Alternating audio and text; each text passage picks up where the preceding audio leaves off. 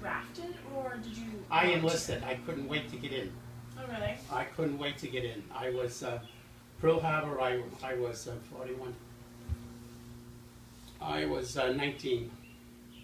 Pearl Harbor, and I couldn't wait to go in. And I worked at Watertown Arsenal. I was in the photo lab, and they wouldn't let me go for about 10 months. They said I was essential. You know, they pull that kind of stuff. So I couldn't go, and I was kind of chomping at the bit like everybody else. So they let me go, and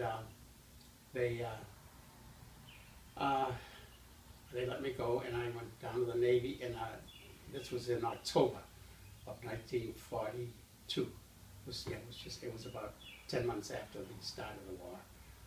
And I went down, and I enlisted in Boston. I went to the Navy, but I had a little trouble because they said I had poor color perception, and I couldn't see as well as the Navy wanted or expected their sailors to look.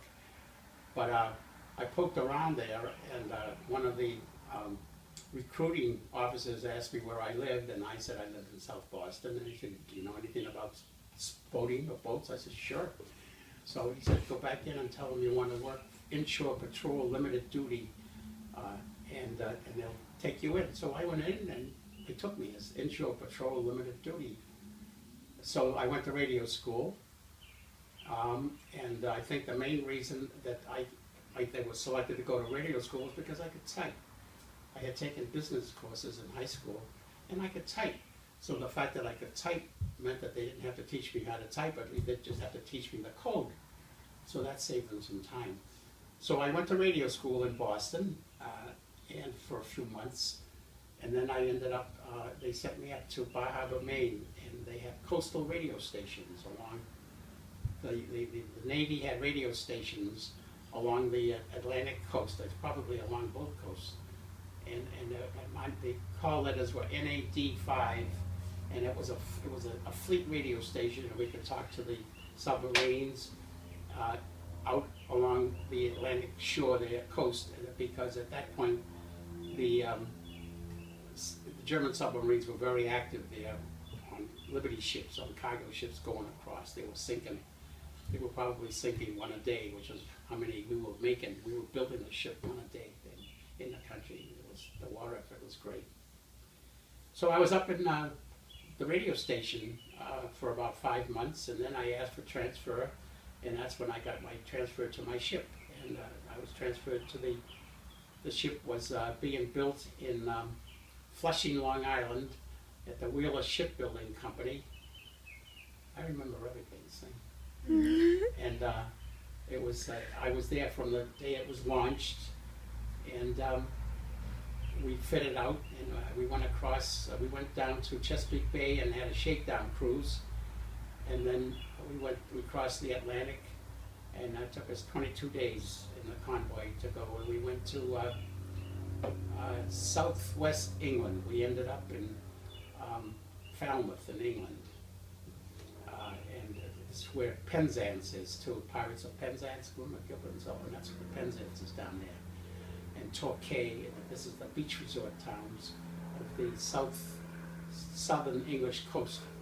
And we ended up in Falmouth, and then we were stationed there in Falmouth until we were then transferred to Weymouth, and we went to Weymouth. You'll notice that all those British towns have been duplicated in New England. Weymouth, help me here, there are a lot of little Falmouth, Weymouth, Falmouth. There were a lot of them. It seems like I was back in Massachusetts there for a while. But we worked there, and we worked in the English Channel, and we worked out of Dover, which was a very nice experience because Dover had tremendous tides being in the channel. It had tides, and it had a breakwater, so that when you went in from the channel was just really choppy, and everything went up and down like this. But they had a breakwater, and once you got in there, it was just as calm as the top of that table. It was very nice there. So the White Cliffs of Dover really exist. There used to be a song about that during the war. And And then we went back to Weymouth, and we assembled in Weymouth, our particular group for the invasion. And on the night of June 5th, we started off. And we were steaming across the English Channel, and we ended up in, off the coast of Normandy. And it was about 5 o'clock in the morning, we were off the coast. And then we started going in. And as I've said, we were busy there working at us. Nobody shot at us directly. We weren't with a bullet because we were small. And but they were concentrating on the troops that were on the ships, the landing craft that were carrying the infantry, the soldiers. And that was the big difference between the sailors and the soldiers right there, because the sailors were on the ships disgorging these poor people who then had to go across this line of fire. So I have always had great respect for soldiers. It was tough. And the Marines used to do the even more precise work and landings. The Marines, of course, were mostly in the Pacific, and I didn't have any experiences in the Pacific. I was strictly in the Atlantic. And then after the shooting was over, we became the station rescue tug in Le Havre. And Le Havre was full of wrecked ships. The Germans had wrecked everything.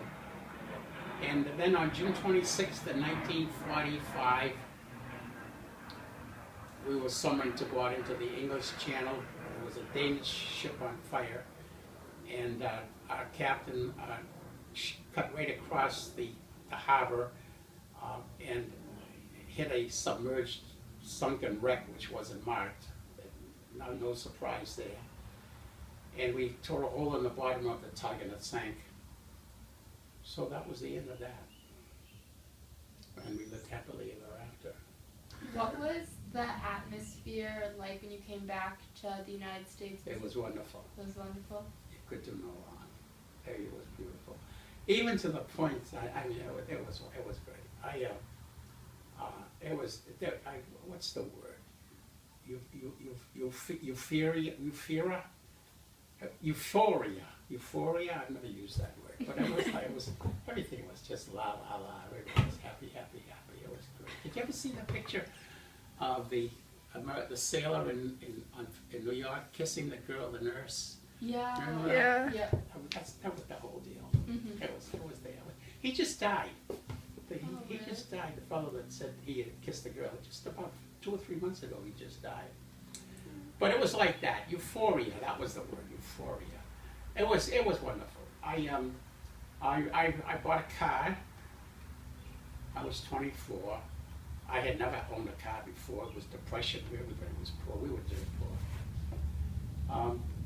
I bought a car. I bought a 1936 10-year-old Nash for $400, and it was beautiful. I had a lot of fun with it, and I was learning how to drive, and I went through a stop sign and was trapped, got arrested, went to court, looked up, and the judge said, this was typical, the judge said, any veterans here?